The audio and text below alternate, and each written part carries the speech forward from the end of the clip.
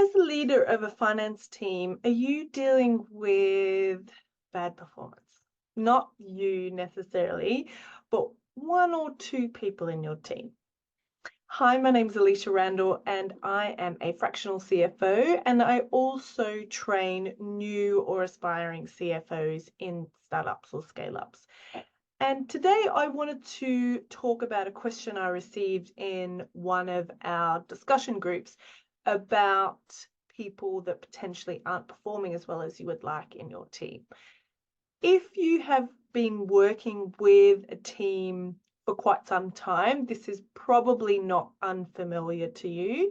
It is a really tricky topic, and it is one that will probably take up a lot of your time. And as a leader, ideally, you want to ensure that you are doing the best for your staff. I mean, as a manager, you would be as well. But because it is a really tricky topic, I thought it might be one to talk about a bit today. And this is very much talking from my experience. I have to caveat in saying I am not a HR expert. I have not had HR training outside dealing with my finance function as a leader. But as far as like legals are concerned, employment law, what have you, I am not an expert in employment law. So this is talking about what has worked for me or the mistakes that I have made in the past. And hopefully one or two of these things may help you, but ultimately, you should be speaking to your HR representative within your company about any HR issues.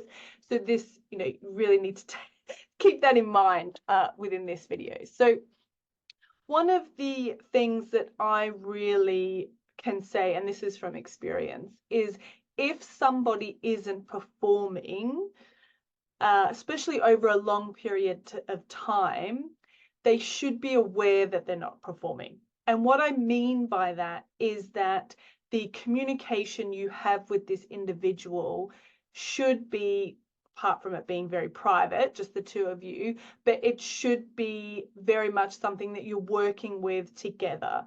The reason why I say this is one of the biggest mistakes I've ever made in my career was firing someone after they're on a performance improvement plan, or a PIP, as we call it in the UK. And they were surprised that they were being put on a PIP, and then they were surprised when they failed it, and then completely shocked when I told them that they could no longer work for the company. And this is 100% my fault. They should have been fully aware of their shortcomings, and they should have been given a longer time to improve and a longer time to get to the level that I expect them to get to. So keeping that kind of negative experience in mind, this is obviously a big thing that happened to me as a leader quite a while ago. And so ever since then, I keep thinking of this one person, and I'm very mindful with any future underperformers. So one of the things that I always do, particularly with brand new staff members, is having a very clear and structured onboarding plan. And what I mean by that is when somebody starts with you as a new team member, they really should understand what is expected of them. So in the UK, we have a 3 to 6 month probationary period. Usually 3 months is the most common, but 6 months isn't unheard of. And generally what that should look like is that at the end of each month, there should be clear milestones that each of these new team members should be working towards. And you should be having those conversations up front and every single month to see how they're performing. At the end of that probationary period, both you and the individual, again, should be very clear as to whether they have passed their probation or not. So if you decide to either extend or reject their probationary, then it shouldn't come as a surprise. So it really, the onus is on you as the leader to make sure that they are fully aware as what they should be working towards. If this person has been working for you for a while, a good way of starting these conversations is talking to them about what they want out of their role, what their 5-year or 2-year or 3-year goals are within their career, what they're working towards. If you understand where they want to go, then you can help them achieve those goals. And the way you do that is making sure that as a starting point, within their current role, they perform at the level that you're expecting them to perform. So again, like you do with a onboarding plan, there should be a very clear understanding by this individual of what you expect from them. So whether it's, delivering things within a certain deadline, getting to a certain level of accuracy, efficiency, proficiency, and therefore they understand what they should be doing.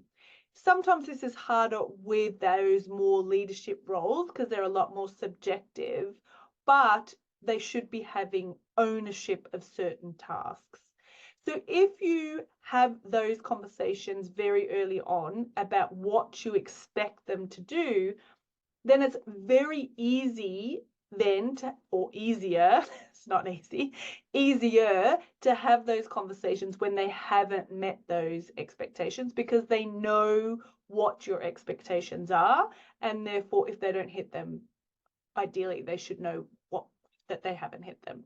If they are confused with what the expectations are, then that is up to you to clear that up.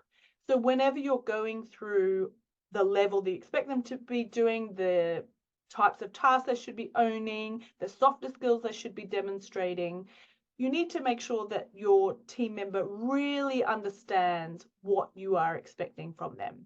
And so at this stage, there may be a lot of conversations, finding where the gaps are, additional training, whether that's training with you, training with their peers, or even external training, and really understanding what they and you need in order for them to get to that level. If you have done this for quite some time and they still aren't at that level, then what is quite common in the UK, I know the US and Australia also have this, is to put them on a PIP, or a performance improvement plan. I think it's called performance management plan in Australia. And this is at the point when you would start working with HR. I must stress that before you even get to that stage, the earlier stage you should probably be working with them for quite some time before you throw them on a PIP. Sometimes the gaps are just too large, and they really, whether it's like they've been promoted recently or you've inherited the team or what have you, sometimes you may need to put them on a PIP quicker because it's really detrimental to the team, or they've made too many mistakes. If it's a massive mistake, then sometimes that's a dismissal. That's quite different. But if they're just making too many small mistakes, you might need to introduce a more formal and legal plan earlier. But what I wanted to stress on this conversation is how much work is on you as the leader to make sure that your team is performing well. This is probably one of the things that will take up a lot of your time, and I can't stress how important it is, particularly with communication. So making sure that you are communicating more than perhaps you think necessary in order for your team to understand. You cannot just assume that your team knows what they should be doing and just expect them to hit the level that you expect them to without saying anything. Anytime you do that, you will probably find you'll have plenty of team members that aren't up to scratch, or you just have a superstar team that you can just ignore. But in general, I would say that is not the case. So I would say having a really clear onboarding plan, having a really clear level of expectation, roles and responsibility for all of your team, very clear and constant communication and feedback with your team, so they know exactly what they should be doing and any gaps that need to be filled. And then worst case scenario is that you rely on a PIP and go through that process. But ideally, you don't want to get to that point. Ideally, you want to either work with this person and they get to the level that you want them to be. It may take 6 or 12 months, but that I have seen turnarounds in 6 months. Most turnarounds take about 12 months, but I have definitely seen this when picking up the communication and being very clear on that expectation, particularly with inherited teams. And I've seen that more often than not. Usually if there's too many gaps and they just keep failing, I generally find that you will see a resignation letter before you have to get to a PIP. The only time I've really had to work with a PIP is in extreme circumstances. So usually they either come up to the plate or they realize the role's not for them and they move on. So that would be my big suggestions. Having a great onboarding plan. If they're already with you, find out what their career goals are so you can use that as a way of encouraging them to step up to the plate, and then working with them really closely to make sure that they're very clear on what they need to deliver and they receive the support and the training that they deserve in order to be a high achieving individual. So that is my recommendations. Again, I'm not a HR expert. This is just what's worked for me in my career. If you need more help, please do speak to your HR support with any leadership as far as team management concerns are. But hopefully those 3 things help you with any individuals in your team that you feel need more support or more encouragement to get to the level that you want to.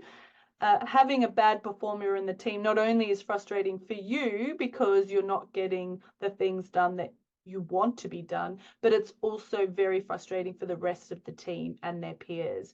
You may find, you probably won't hear it, but you may find there'll be a lot of conversation or gossip around the company if there's a bad performer within your team, and the fact that it's quite problematic for the rest of the team. So if you have a bad performer, like a bad performer, not just someone that's slightly missing the mark, you will find that it's affecting more than just you. It's really affecting the culture of the team. So it is something that you can't ignore. It is something you really need to address. And because it can take 6 to 12 months to find improvements, you just need to start it as soon as possible. So I would love to hear if you have any other suggestions that have really worked for you. Learning how to manage people better, particularly as you're working remotely, I think is really important, and I'm always learning, so I would love to hear any more suggestions. So that's all I wanted to say today. If you're interested in joining any of our workshop discussions where we talk about leadership skills, we talk about all of the skills needed in order to become a finance leader or CFO of a startup or scale up, I will leave the sign up link below. And I also have some free guides such as leadership skills, which I'll also link below. That's everything for today. Please let me know if you like this video. I always like to get some feedback so I know that this is interesting for you, and I'll see you next week. Cheers.